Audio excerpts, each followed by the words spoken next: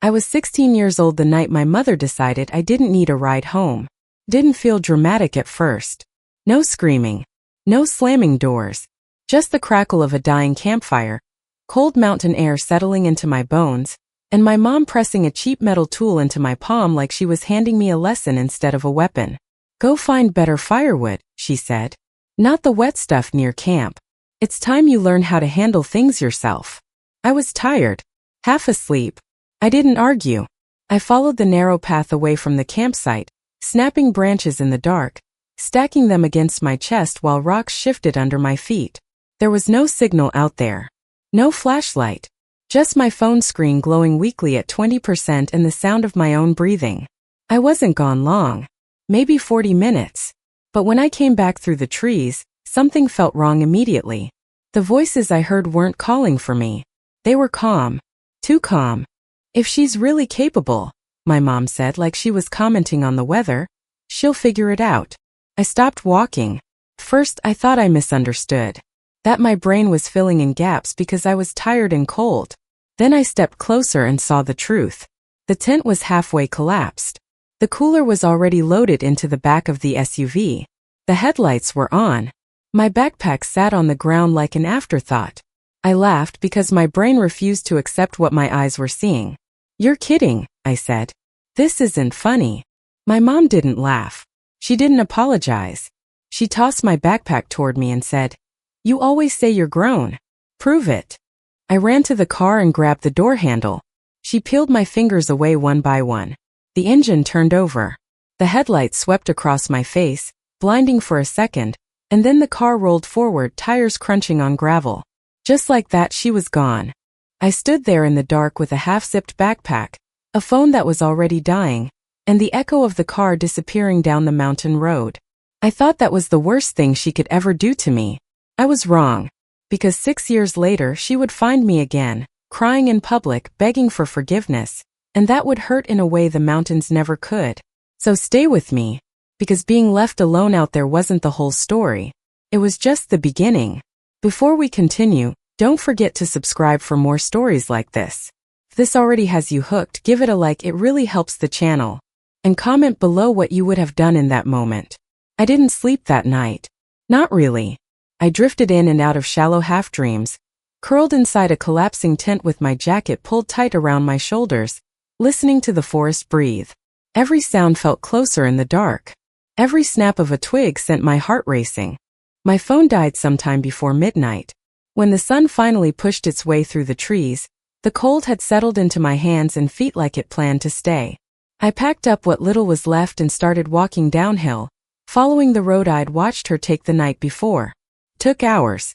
By the time I reached a ranger station, my legs were shaking and my throat burned from thirst. The man behind the desk asked where my parents were. I said, They left.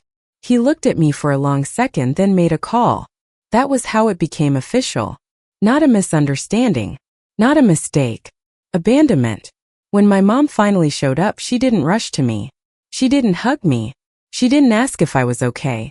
She signed paperwork with annoyed, efficient strokes and sighed like she was inconvenienced. Now you know, she said in the car on the drive home. You can't rely on anyone forever. I stared out the window, too numb to respond. For weeks after that, she treated it like a joke. She told relatives I'd been dramatic. She said I'd exaggerated how long she was gone. She laughed and said it was a character-building experience. I learned quickly what kind of truth was allowed in our house. Not mine. I stopped talking about it. I learned how to stay quiet, how to anticipate her moods, how to become invisible when necessary. On the outside, I became the strong one, the independent one. Inside, I was constantly bracing for the next time she'd pull the ground out from under me. 6 years passed like that. Then life cracked open again. I was 22 when my apartment flooded from a burst pipe while I was at work. Everything I owned, clothes, books, furniture, soaked in filthy water. I stood there staring at the damage, shaking, realizing I had nowhere else to go. Against my better judgment, I called her. She answered on the third ring. I didn't ask for money.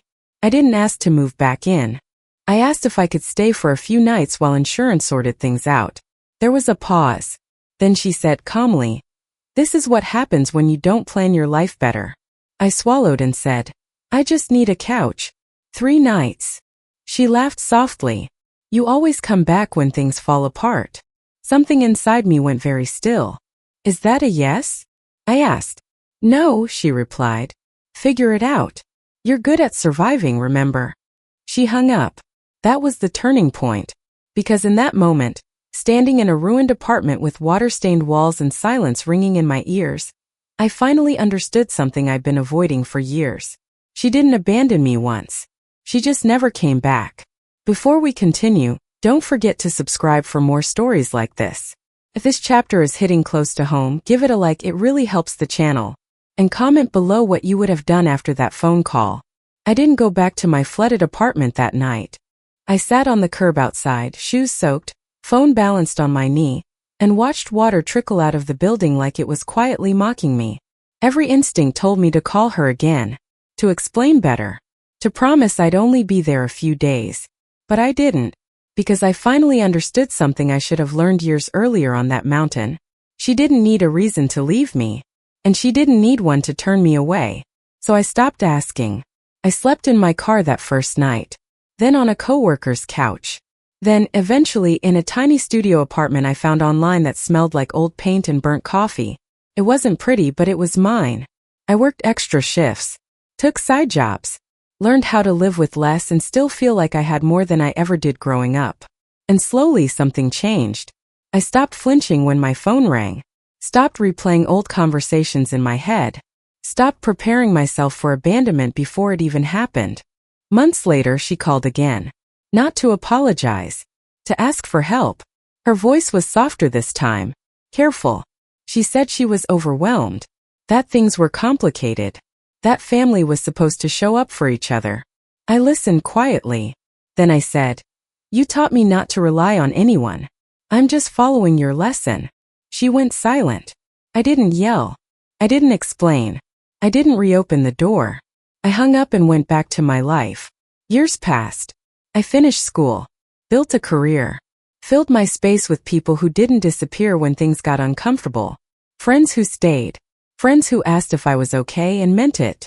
One afternoon, while unpacking boxes in a new apartment, I found the old multi-tool she pressed into my hand that night by the campfire. I held it for a long time. Then I put it in a drawer and closed it, because I didn't need reminders anymore. I used to think revenge meant confrontation, or making her admit what she did. I was wrong. Revenge was surviving without her. Revenge was thriving without permission. Revenge was building a life so stable that her absence no longer felt like a wound. If you've ever been told you were strong, as an excuse for being abandoned, if someone taught you independence by hurting you, remember this. You don't owe loyalty to people who left you behind. And sometimes the strongest ending isn't closure. It's peace. Before you go, don't forget to subscribe for more stories like this. If this story stayed with you, give it a like, it really helps the channel. And comment below what you would have done in that situation.